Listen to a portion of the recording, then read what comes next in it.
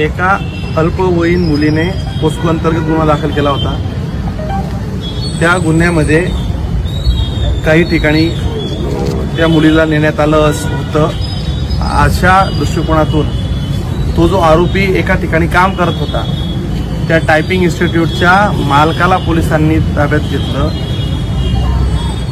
आणि त्याला हा कर्मचारी तुझ्याकडे काम करतो आहे, ती मुलगी इथं टायपिंग क्लासेससाठी पण आलेली आहे, म्हणून ज्या जागेत गुन्हा घडला त्या जागेचे मालक म्हणजे त्या टायपिंग संचालकाची आई 70-75 वर्षाची महिला, तिच्यावर तुझ्या भावावर आणि तुमच्या सगळ्या परिवारावर गुन्हे दाखल होतील असा दम दावून भीती निर्माण केली।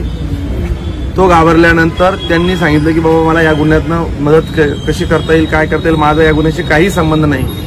तो पोलिसांना विनंती करत असताना देखील पोलिसांनी त्याच्याकडनं पैशांची मागणी केली, 3 लाख रुपयाची मागणी केली आणि 3 लाख रुपयाच्या मागणीनंतर त्याने पहिले 50,000 रुपये दिल्यानंतर म्हटले की 10 वाजेच्या आत जर 3 लाख रुपये तडजोडी यांनी जे काही ठरेल तेवढे पैसे जर आणले नाही तर तुझ्यावर आम्ही रात्रीच्या रात्री गुन्हा दाखल करू।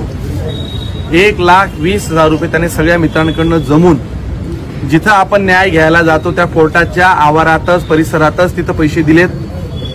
ज्या पोलिसांकडे न्याय मागायला जातो त्यांनीच त्यांच्याकडे खंडणी वसूल केली आणि त्या पोलिसाने 1,20,000 रुपये त्याच्याकडे खंडणी स्वरूपात घेतले।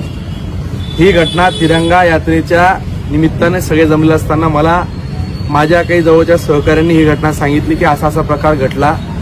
1,20,000 रुपये जमून देण्यासाठी त्यांच्या मित्रांकडून पैसे घेतले, त्याच्यामुळे तो कानावर माझ्या आल्या।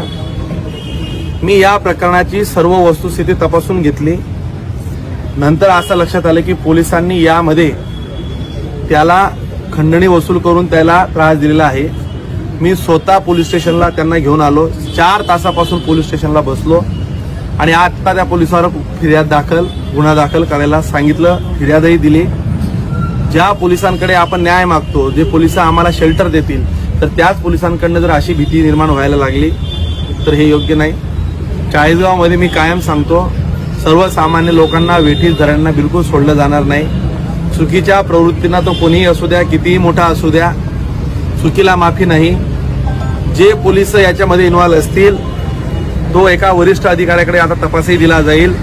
त्या पोलिसांनाही मी अटक करायला सांगितली आहे आणि 1,20,000 रुपये जी मागणी झाली होती, जे पैसे दिले होते ते देखील डीवायएसपींनी हस्तगत केले, स्वतः जाऊन त्याच्या घराची झडती घेतली। 1,20,000 रुपये देखील मिळून आले आहेत।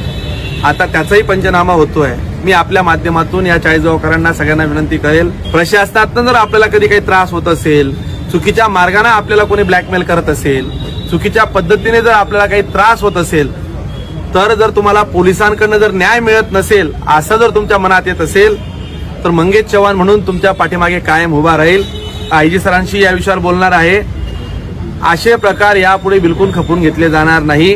त्यांनी मला आश्वस्त केलं आहे, ऍडिशनल एसपी मॅडमांनी सांगितलं 15 दिवसापर्यंत आम्ही हे सगळं स्ट्रीमलाईन करू, सगळ्या पोलिसांना या संदर्भात सूचना देऊ। मी त्यांच्याकडनं अपेक्षाही व्यक्त करतो की हे पोलीस प्रशासनातला भाग सुटेल, परंतु प्रश्न असा निर्माण झाला आहे की 1,20,000 रुपयापर्यंतची लाच एक पोलीस कॉन्स्टेबल मागतोय।